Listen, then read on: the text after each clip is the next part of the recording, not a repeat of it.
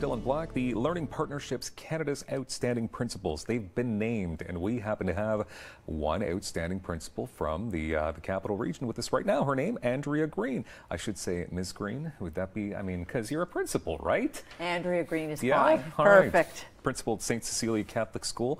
Now that's out in Barhaven. It is, okay. In the Stonebridge area. Okay. How long have you been a principal at that school since it was created, since it opened the doors for the first time? So how many years has that been now? Yeah, I've been there now 5 years, so it was an exciting time opening it, and it's been great. And how long have you been a principal? Been a principal for 10 years, and in admin for 12. Wow, okay, so what is it about being a principal that's so exciting? Because, I mean, you're basically like the queen of the school. You're the person that everybody's looking up to, not only the children, the students, the staff.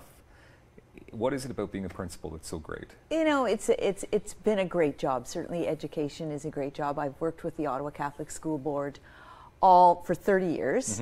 And it's great it's the relationships with people, I think, relationships with the teachers that I work with and the students that I see every day, and certainly colleagues in the board, and certainly even our executive at our school board. Very, very supportive.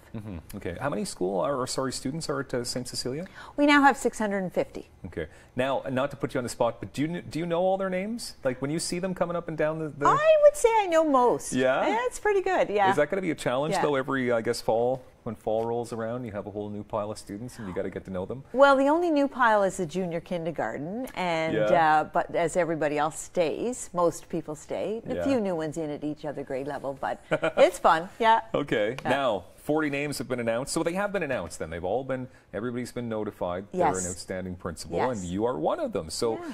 That's got to feel pretty good inside. Yeah. But I'm gonna guess that you're gonna give a humble answer here. I am. Yeah. Of course. Yeah. I mean, it was exciting. I was certainly humbled by being even nominated. I heard that I was nominated before the announcement came out, and I was very humbled because it's a lot of time and effort, and educators are busy people, and it was certainly orchestrated by our superintendent Brenda Wilson and Denise Andre, who is the director of the Ottawa Catholic School Board, and my colleagues that I work with each and every day. So I was certainly humbled by the work that was put into the letters and the nomination, and parents from my community. So they were nice to read, but excited, and felt good for sure. Okay. So when did you know that you were at least nominated? When did that process begin? I knew that I was nominated about 6 weeks ago, I guess. So it's a pretty quick process. Yeah. So then did you just receive the call? I mean, recently?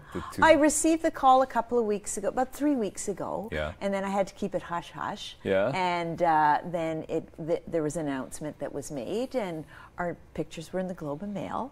Oh, so wow. that was all part of the announcement. So we were to keep it under wraps until then. Which is not always an easy thing to do. No. Because you want to, I mean, if you're an outstanding principal. Now these are like across Canada. We're not just talking about 40 great principals from Eastern Ontario here. This is across Canada, so that's a pretty select few. Yeah. Pretty small class here. Yeah, I look forward to meeting them, actually.